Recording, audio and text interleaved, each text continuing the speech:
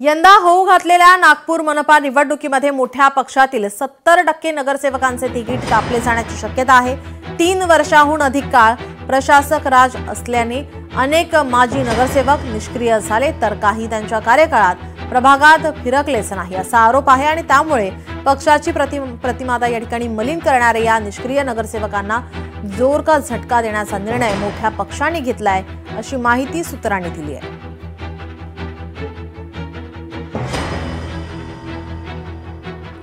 सत्तर 70% नगरसेवकांचे आता तिकीट कापले जाण्याची शक्यता।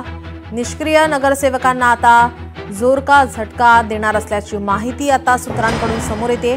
नागपूरमध्ये 70% नगरसेवकांचे तिकीट हे कापले जाण्याची शक्यता आहे। यंदा होऊ घातलेल्या नागपूर मनपा निवडणुकीत मोठ्या पक्षातील 70% नगरसेवकांचे तिकीट कापले जाण्याची शक्यता। 3 वर्षांहून अधिक काळ प्रशासक राज असल्याने अनेक माजी नगरसेवक निष्क्रिय झाले, तर काही त्यांच्या कार्यकाळात प्रभागात फिरकलेच नाहीत असा आरोप आहे। त्यामुळे पक्षाची प्रतिमा या ठिकाणी मलिन करणाऱ्या या निष्क्रिय नगरसेवकांना जोर का झटका देण्याचा निर्णय आता मोठ्या पक्षांनी घेतलेला आहे, अशी माहिती आता सूत्रांकडून समोर येते। 3 वर्षांहून अधिक काळ प्रशासक राज असल्याने अनेक माजी नगरसेवक निष्क्रिय झाले, तर काही त्यांच्या कार्यकाळात प्रभागात फिरकलेच नाही असा आरोप आहे। त्यामुळे आता मोठ्या पक्षातील 70% नगरसेवकांचे तिकीट कापले जाण्याची शक्यता आहे। आपले प्रतिनिधी ज्ञानेश्वर पवार आपल्यासोबत फोन लाईनवरून जोडलेत। ज्ञानेश्वर, काय अधिकची माहिती?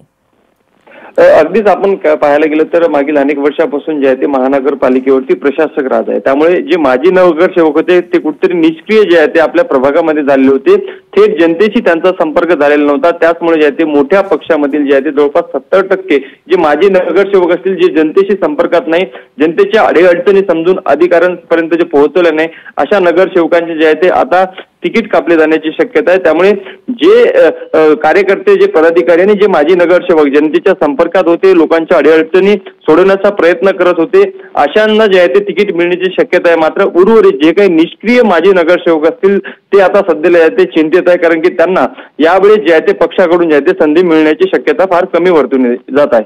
नीलम, यांची नावं कोणाची समोर येतात का, त्या संदर्भात काय माहिती आहे?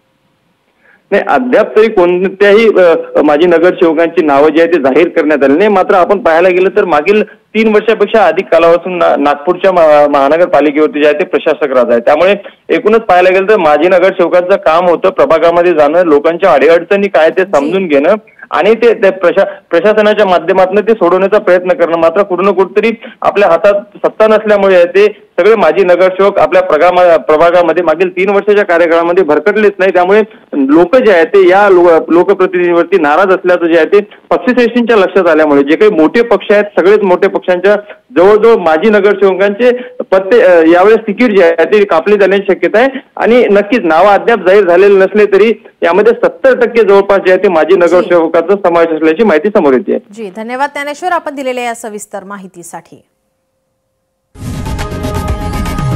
लोकशाही मराठी ऐका, पहा, जागरूक रहा।